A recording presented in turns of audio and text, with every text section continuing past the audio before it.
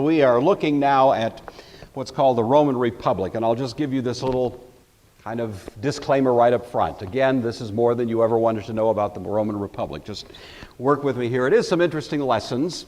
It does help us understand the Roman world in which, of course, the events of the New Testament take place, but this is a little bit of civics now. So I realize we're in Sunday school, and you may think this is kind of far afield for what Sunday school should be about, and I hope you'll just give me a little leash and see if I can hang myself, but let's take a look at this. We indicated last week the era of the Roman kings was, as we said, from 753, founded by Romulus, of course, and that whole legendary story, down to 509. The Roman Republic commences then officially in 509, although it's not very republican at the beginning. It takes a while to develop. It continues down, and most historians, I think, would say it ends distinctly in 49. 49 is when Julius Caesar famously crossed the Rubicon. And you know that that was the moment where he committed an illegal act, really challenging the authority of the Senate. A civil war was provoked by that act. And what happened at the other end of it was that really we have a great transformation then of Rome from this republic to more of what were at least the beginnings of a kind of imperial sort of existence. Caesar himself, of course, was assassinated in 44, but the change had happened. And so that's the time frame that we're looking at. We won't quite make it all the way through, but we'll get through most of this morning. The Etruscans, we said last week, had ruled Rome until 509. Then they revolted against this last king, Tarquin the Proud. We talked about that in some detail last week. Set up this new kind of government that was called the res publica. Res publica, for you Latin scholars in the room, means public thing.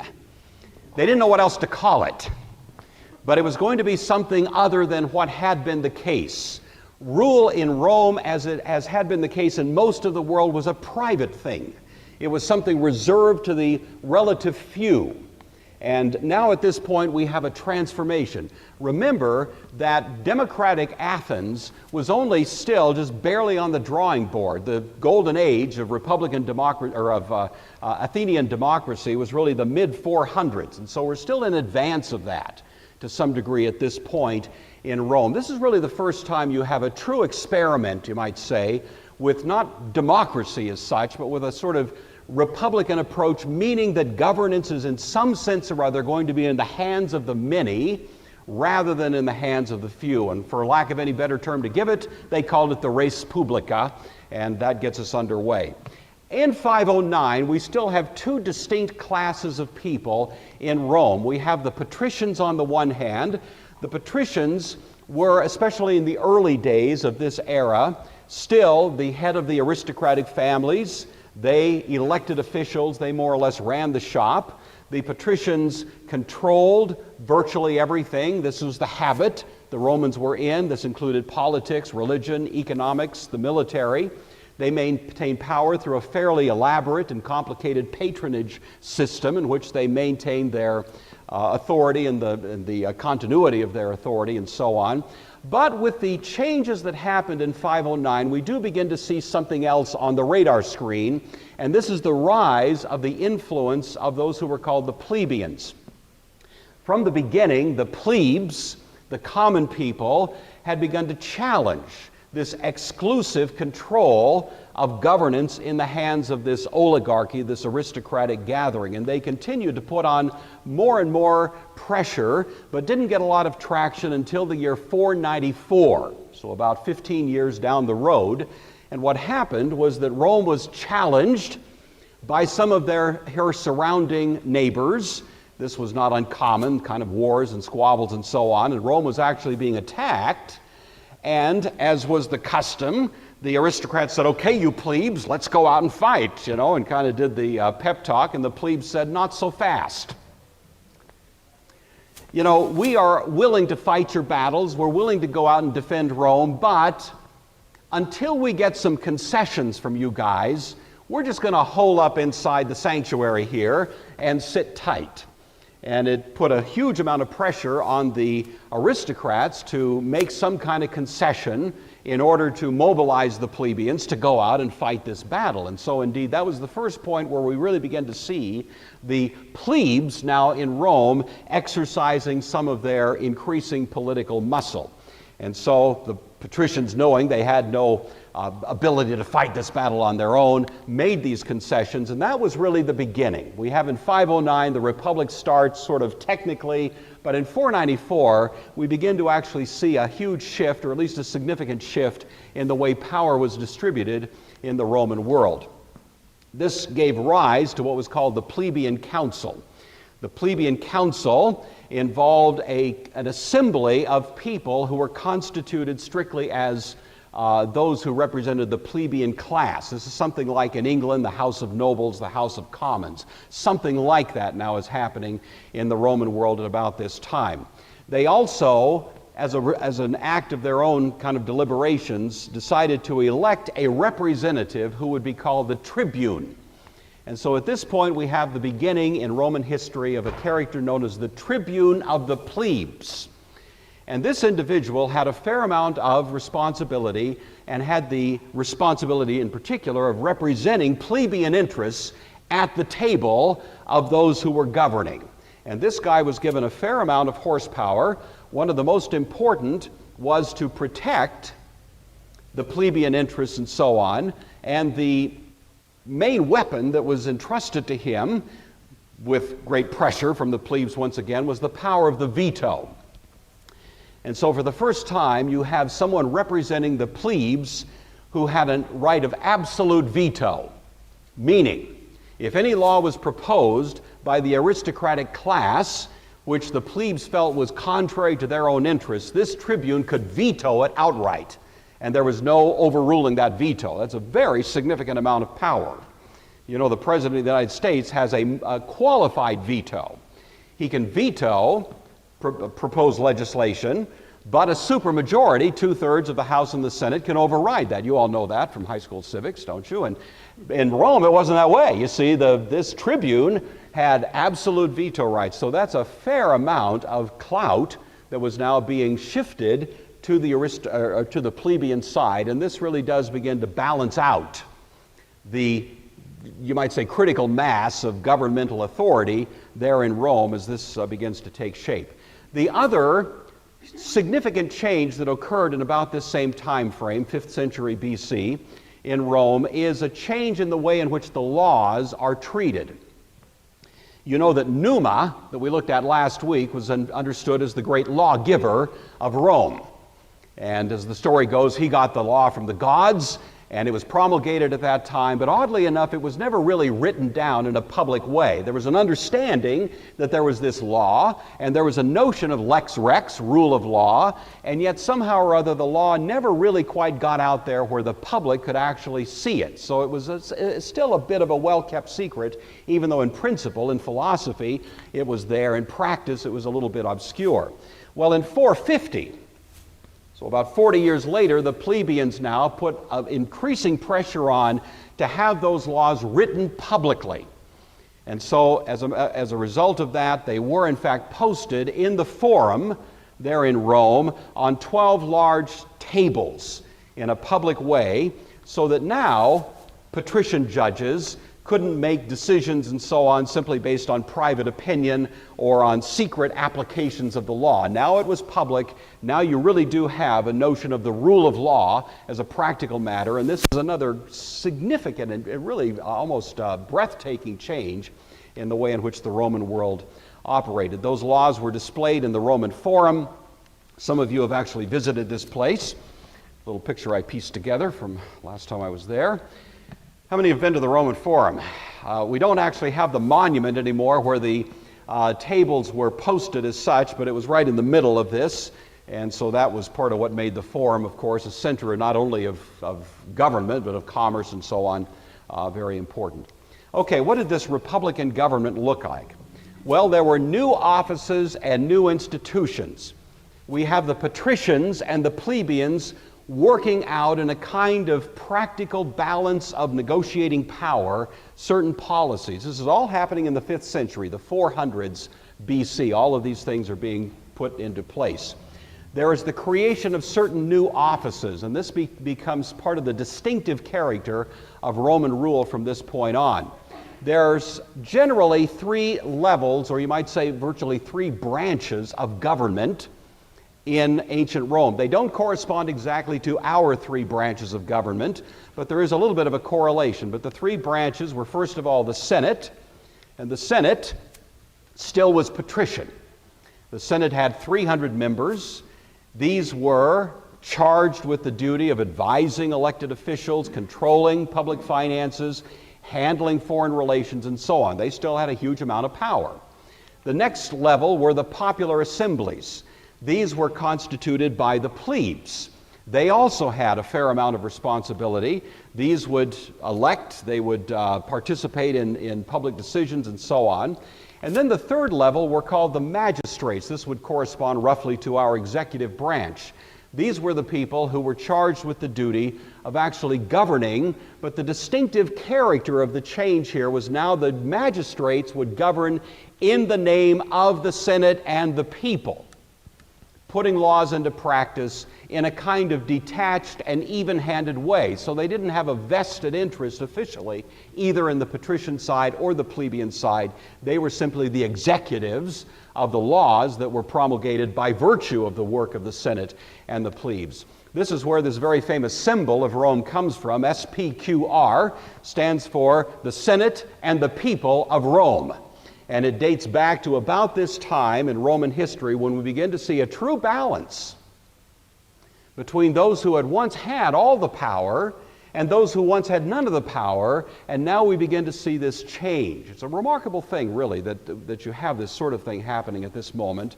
And in many ways, I think the greatness of Rome that came later was in some ways driven by the genius of what was worked out. It wasn't pretty. It was not a pretty picture. There was a whole lot of very rough kind of conduct going on during this time, but the long and short of it was that nevertheless we have this change, which is something of a unique development, I would say, in the history of political thought and so on. Initially, of course, the patricians had dominated all the state offices, but later and by this I mean the magistrate's offices now, the executive branch, but later it became open both to patricians and to plebes, and you began to have virtually an even representation of both. These magistrates, there are quite a few. I'm only going to mention the top three. I don't want to labor this too much, but these three I think are interesting and worth noting. The first of these magistrative branches or offices that were created at this time were called the consuls. And to this day we'll hear of a consulate, and we'll hear that word used in various ways that dates back to this era of Roman history. When the last king was thrown out, the Roman people, instead of putting one person in the office to be a chief executive, put two people in, and they would, in a dual kind of sharing of power, rule. So you had two consuls from this point on who would rule, and each had veto power against the other. I really think that's pure genius. I kind of think in the United States we should have two presidents, and they should have veto. You know, I love gridlock. I tell you. The less Congress does, the better. No, I don't want to, sorry, I don't mean to be political here, but anyway, this was a little bit of genius on the part of the Romans. They wanted to make sure nobody got too much power in his own corner, and so they put an equal person, and oddly enough, throughout Roman history, it tended to be the case that one of the consuls would come from the patrician class, and one would come from the plebeian class, so they would have conflicting interests.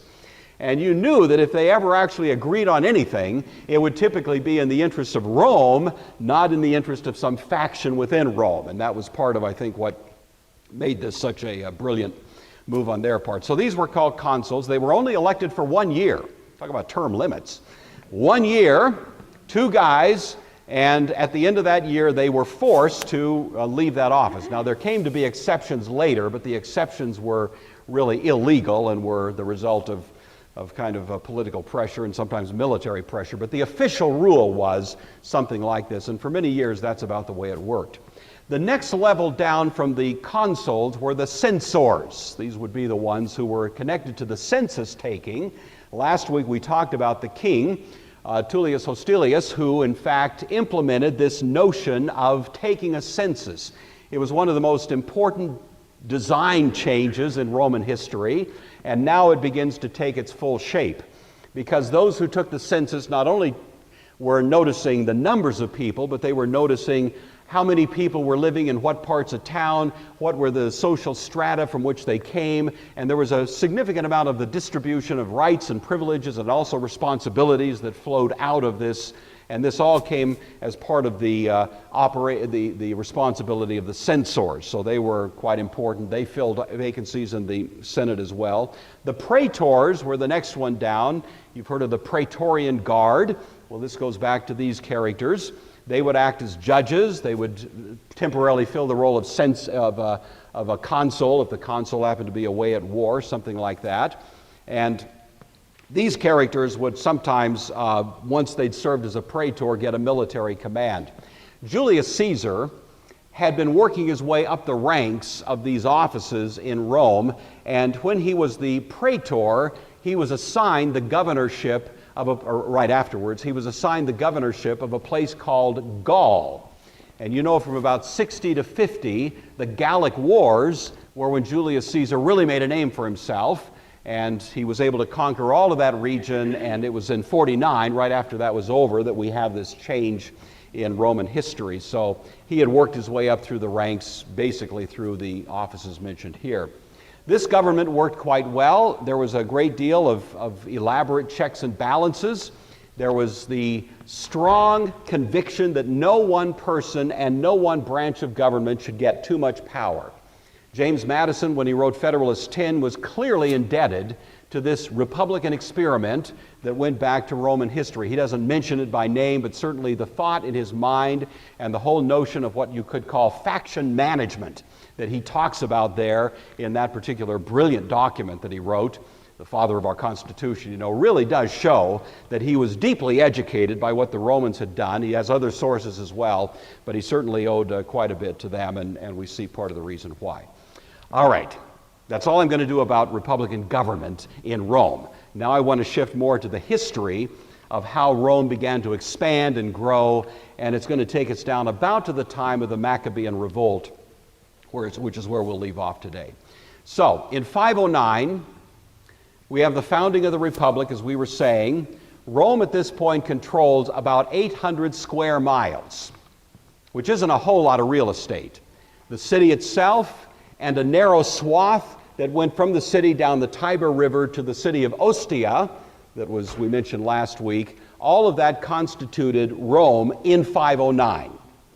So it's not an empire, it's not all that big, really. There were certainly other provinces and cities and so on that controlled more than Rome did. Rome, at this point, no one would have guessed that they would become the dominant power in the world. You just never would have guessed it at this time, but nevertheless, that's about where we were. When the Roman Republic was created in 509, she was facing significant threats. Some of those threats were external. She was surrounded by powerful enemies that didn't like her very much, and so there was constantly a kind of military footing in Rome in which they were always having to watch their backside with respect to neighbors, and this was pretty typical of much of the ancient world at that time. But there was also these internal conflicts. The tension between the ruling class, the aristocrats, and the plebeian class was a time of tumultuous instability. This didn't happen in a pretty way. There were some rough roads along the way, but this first 100 years or so was when some of these details were being worked out. During that time, there wasn't much growth. Rome was developing herself internally, but not growing much externally. That changed slightly in the year 406. The main city that was the threat to Rome was a city called Veii, V-E-I-I. It was an Etruscan city, and there was a constant feud going on between Rome and Veii. And it finally erupted in full-blown war in the year 406. So now we're down about 100 years from the beginning of the Roman Republic, and now Rome is in a significant conflict with what appeared to be a more powerful adversary, and what happened was Rome actually put this city under siege for about 10 years. And after the 10 years, the city of Veii fell, And as a result of that, Rome expanded somewhat dramatically, incorporating now not only her own territories, but those that had belonged to Veii. She probably would have expanded even more, except that there was a swift and brutal attack that came from the Gallic tribes to the north, and a famous chieftain whose name was Brennus. Good-looking guy. And he was brilliant. He was sort of like an early version of Hannibal. He was really very much a military genius, and he brought these Gallic tribes down, and they just were pillaging and marauding through the countryside of Italy until finally they wound up at Rome's doorstep. And Rome was really put on the ropes by this guy and held at bay for some time. They finally actually didn't defeat him, but they just negotiated a truce with him, gave him a whole bunch of stuff, gold and silver and a bunch of other things, and made him go away, and he did. But that did kind of slow them down a little bit, so that was a bump in the road. But then over the next 60 years or so, you do begin to see Rome, now that her Etruscan adversary is set aside, begins to expand somewhat more dramatically. So the red section of this map that you're looking at there represents where Rome was in about the year 338. So again, it's not a great empire, but you can see that there is now a significant amount of growth that's taking place. By 290, Rome is wrapping up what are called the Samnite Wars. The Samnites were neighboring, you would say a cluster of cities really, that represented a fair amount of the middle part of Italy, and after a series of battles they were able to expand to this point. So now we're at 290, beginning of the 3rd century, and you begin to see now a trajectory. This Republican government, oddly enough, is actually quite effective in dealing with adversaries, and one of the distinctive features of Rome, which goes clear back to those kings, was they really didn't try to beat the tar out of their enemies. They really did try to incorporate them and make them part of the Roman world. I think this is the beginnings of that vision from Daniel of iron mixed with clay. Rome was always cobbled together by various people who had various opinions about things and values and so on, but if they could sort of find their way into the big tent of Rome, they would be okay. And that was really the philosophy that Rome followed. And in some ways that was a rather distinct feature of her, and it accounted for at least some of the growth that we begin to see. All right, so we're at 280 now, and this brings us to the next significant moment in Roman growth, which is called the Pyrrhic Wars. This guy is Pyrrhus. Pyrrhus was a Greek king. He was ruling in a part of Greece, or Macedon really, called Epirus. And remember now we're at the year 280. Alexander the Great is dead. He died in 323. But if you can imagine in your mind's eye, Greece and all points east have come under Greek control. We looked at all of this last year in some detail. But Alexander takes the Greek Empire to the world. He dies too soon. His empire is divided up among Greek generals who had served under him: Ptolemy, Cassander, Antigonus, Antiochus, Seleucus, and so on. You know all those names we looked at. But that's all points east. Pyrrhus styled himself as another Alexander the Great. He thought 2,000 years later we'd be sitting in Sunday school talking about Pyrrhus the Great. That was his vision. But he wanted to take the Greek world west. And so he'd already been thinking about this.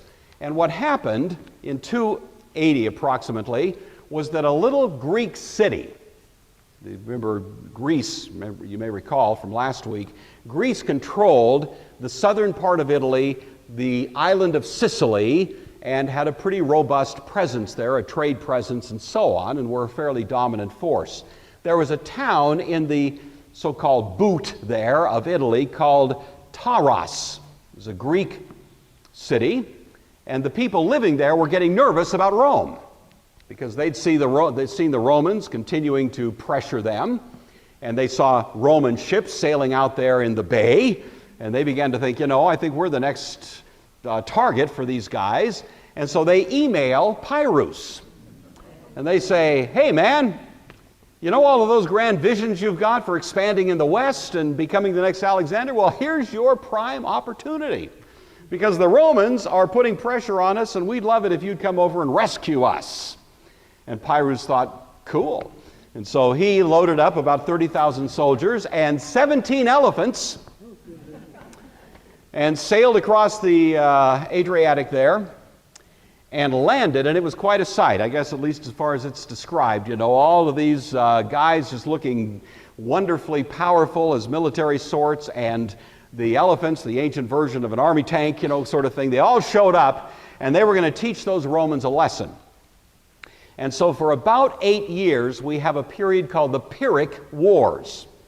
Some of you have heard the expression Pyrrhic victory, haven't you? You know that expression? There's got to be a hand in there. Never heard? Okay. Thank you.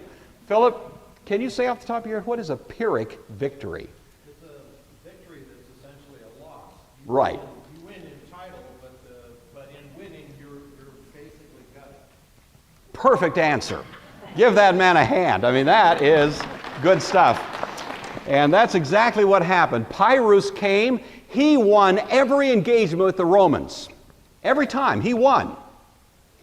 And he was reputed to have said more than once, I can't afford to beat these guys one more time, you know. Because even though he would win, it would be at such losses that it was virtually, as a practical matter, a loss, even though technically he walked away the winner. The only battle that he finally didn't win was the last one, when he was sent sailing home with only a fraction of his original force. None of the elephants survived, you know, all of it was over. It took about 8 years. Pyrrhus himself died in a street fight about 4 years later in the Greek city of Argos, and that was it, so that's why most of us have never heard much about Pyrrhus. But anyway, what happened as a result of that was that Rome was now able to absorb and occupy the southern part of Italy. So now we have Rome essentially in the year 272 dominating all of the Italian peninsula. And this brings us now to the next big conflict in the middle of the 3rd century called the First Punic War. You've all heard of the Punic Wars. There were actually 3, but 2 in particular are important. The first of these, I won't go into the details, we don't need it, but just be aware that with Greece now becoming of diminishing importance, kind of being squeezed out, it only left 2 players. It left Rome in the north, and of course Carthage in the south. And we talked about last week the 3 great cities that were originally there: Rome, Syracuse, and Carthage. Well, Syracuse is now being squeezed, the Greek city, and the whole Greek population is feeling the pressure, and now it's leaving these 2. And a little triggering event or set of events brought Rome and Carthage into a conflict with each other at this point. And this is called the First Punic War. The long and short of it was that by the time it was over, without going into the details, Rome had absorbed the 2 major islands that had been under Carthaginian control, Sardinia and Corsica, which are off to the west there, those beautiful islands there in the Mediterranean. And so the First Punic War, again, was won by Rome and represented another great expansion. In the interregnum here between the First and Second Punic Wars, we have what are called the Illyrian Wars. There was a queen in Illyria, which is over in Macedon, who had been giving Rome some grief, and they had some battles with her. And that becomes the first toehold of the Romans in Macedon. So now we see them kind of moving west, Corsica, Sardinia, moving east, Illyria. The Carthaginians are worried. They bring a fair number of people over to the Iberian Peninsula. It's not on this map, but it would be off to the left. That would be Spain, and they have now a presence there.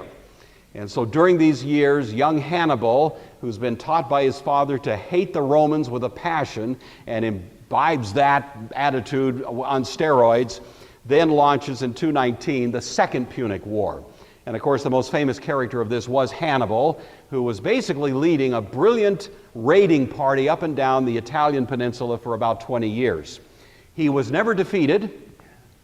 Every time he met the Romans, you know, heads on in the conflict, he always won. He was a brilliant tactician, but he just couldn't quite get the horsepower. He was hoping that as a result of his successes against the Roman army, the population generally of Italy would rally to him, and revolt against the Romans. And so he thought he was coming as a liberating savior. But as it turns out, the people in Italy didn't dislike the Romans all that much. And so Hannibal, thinking that he was going to be the centerpiece of this kind of public support, found himself very lonely. And so even though he was brilliant, a genius for sure, one of the greatest of all history, he was never able to rally enough popular support for his efforts to be very successful. Eventually, he was defeated at the Battle of Zama, Z-A-M-A, in 202, just outside of Carthage. He went off and became a helper to Antiochus the Great later on. But anyway, as a result of the Second Punic War, now Rome is controlling, you can see, a huge amount of the center of the Mediterranean world, including now Sicily. So, where does that leave us? We're at the year 200. We've seen rather astonishing growth, and at this point, this is what the ancient Near East looks like. That purple section right in the middle of your map is the Seleucid Empire. If you were in this class last year, we talked about the run-up to the Seleucid Empire, and I'm not going to go back over that, but just take it on faith at this point if you weren't here. That Seleucid, kind of the ruler, the Greek ruler of Syria, had extended his holdings throughout a huge amount of the ancient Near East, and that was the section that he controlled. The middle section, you probably can't see it well, but I'll show it better in a moment, of Macedon, the Greek peninsula, is ruled by a guy named Philip V. And he was quite a brilliant king and quite a brilliant military tactician, but he simply didn't have the horsepower to resist the greater forces that were afoot in the world at that time.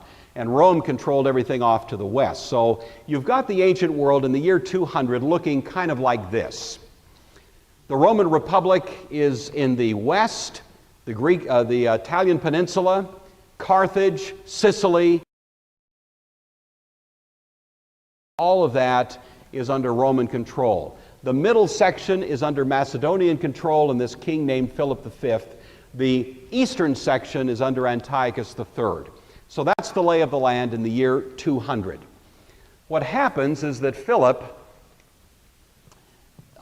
picks a fight with Rome. Not a smart move, but then he hadn't read all the history books that would be written 1,000 years later and didn't know that, he was doomed to failure in this effort. So he decides that he's going to assist Hannibal, and he does get involved with Hannibal in earlier years, and as a result of that gets himself crosswise with the Romans, and eventually the two come to blows.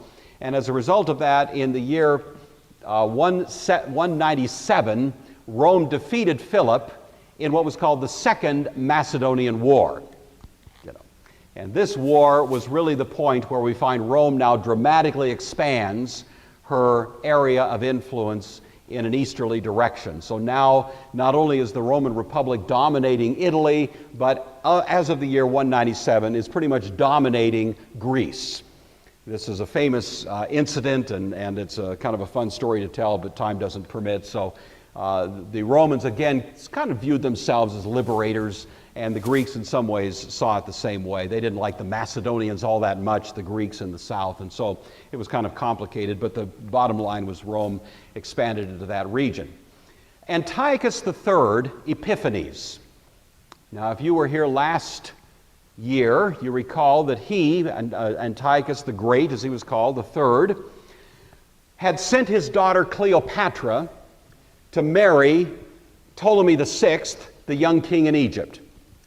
For how many of you does that ring a bell? It was about 5 months ago. Thank you. Oh, you've done wonders for me. It's so important for me to know that you know who Antiochus III was. I mean, I lay awake nights worrying about whether you... Antiochus III sent his daughter. This is the first Cleopatra. There were 7 of them. This is the first one. He sends her with specific instructions. Cleo, honey, I want you to go down and marry that Ptolemy VI, who's about 3 years younger than you. He was about 14, she was 17. And I want you to sell him on what a great guy your dad is, so that he will sort of steer himself into the fold of Syrian control. Cleopatra goes to Egypt, marries this younger man, 14, 15 years old, but she also is a very smart lady who realizes that probably a smarter bet is Rome as opposed to her dad, Antiochus III. And so instead of doing her dad's bidding, she in fact says, you know, I think we should be making friends with Rome, because look at how they're kind of approaching and so on. And that's what happens. Antiochus is very upset about that and decides he'll go teach those Romans a lesson.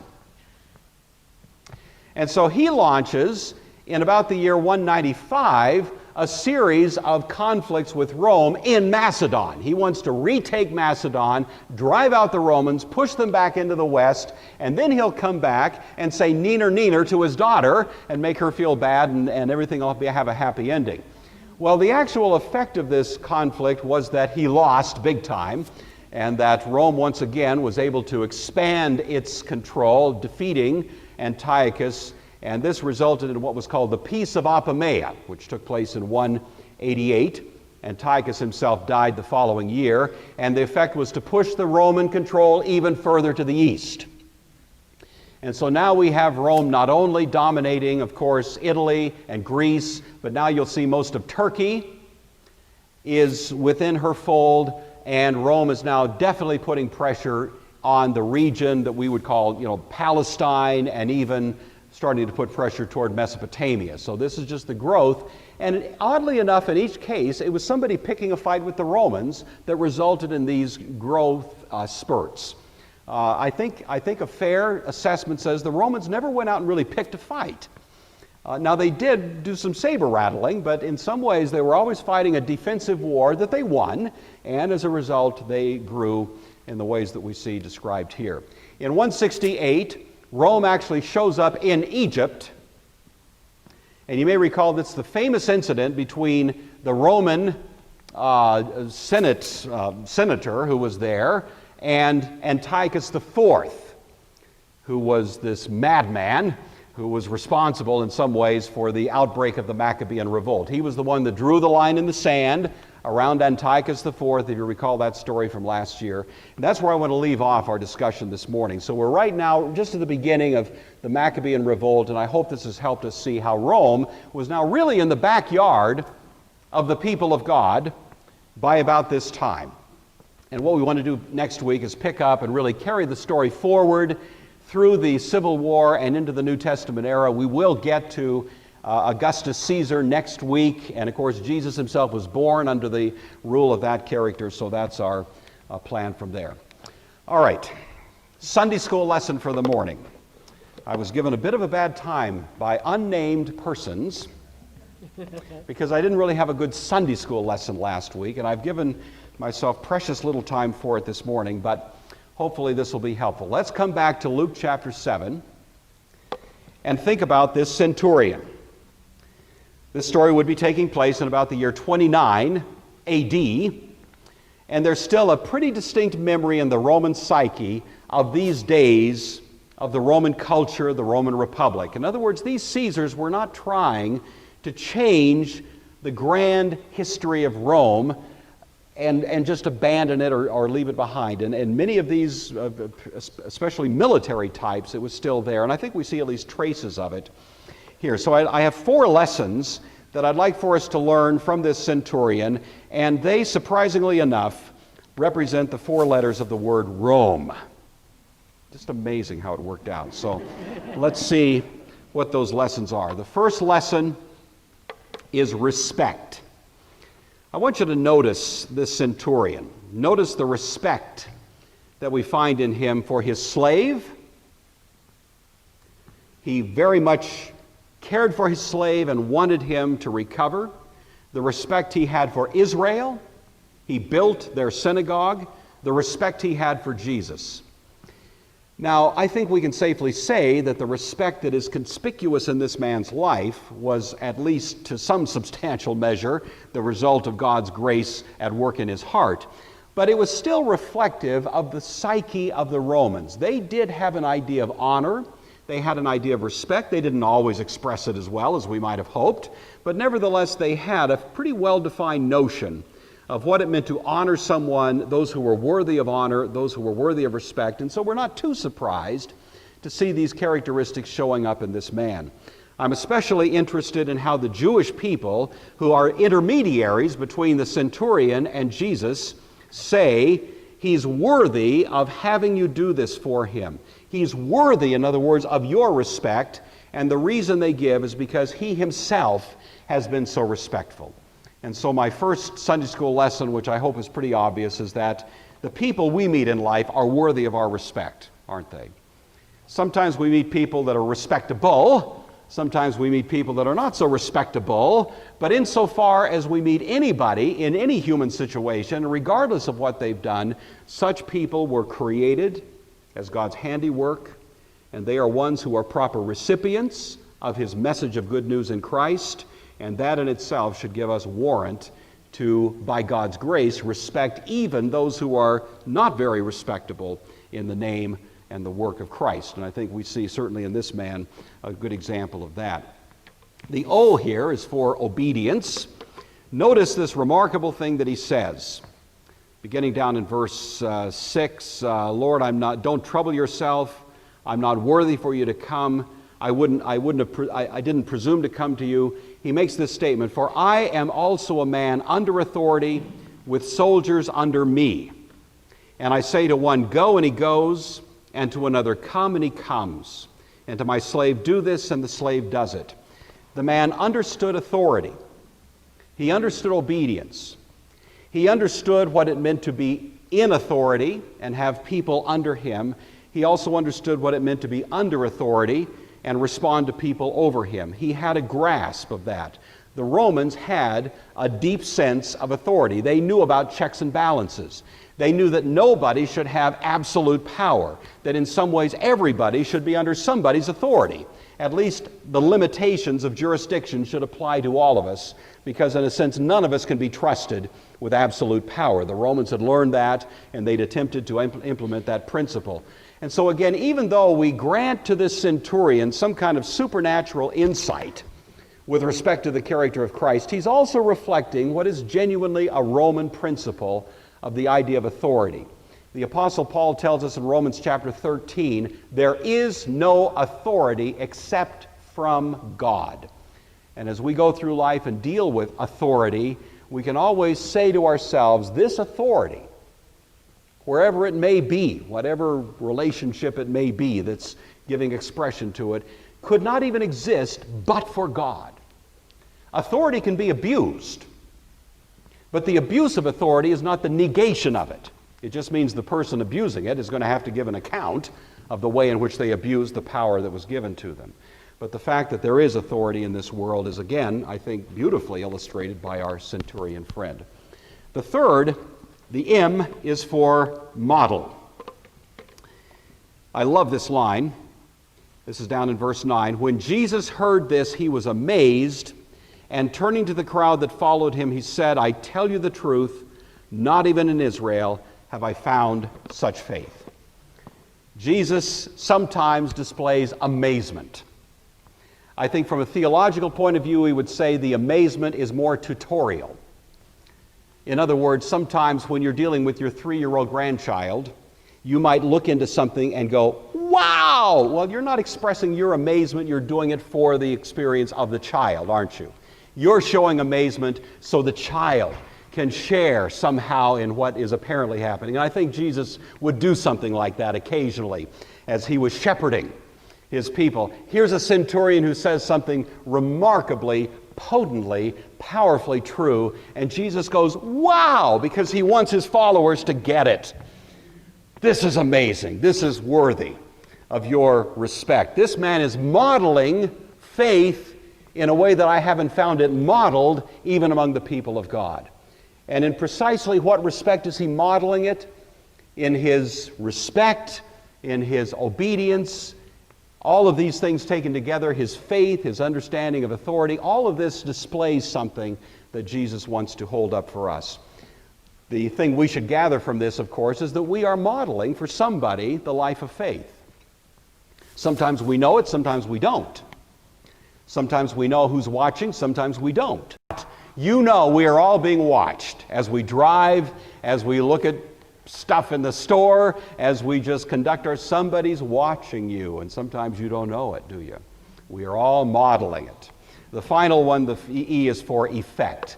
A life lived in obedience to the principles that are certainly reflected in this centurion and reflective of the ethic of the New Testament has an effect in the real world. This man's slave was healed. Your life can bring healing in its wake as you walk in faithful conformity to that which Christ has set before you as your call. This is not just mysticism, it's not just poetry. Our lives have an effect, and that effect is very much a part of what we are called to do as we build the kingdom and participate in a life of faithful obedience to Christ. I think we learn all of these things, at least to some degree, from this Roman centurion, and I think he learned it, at least to some limited degree, from his great Roman tradition, although I want to say God's grace was very much at work in his life as well.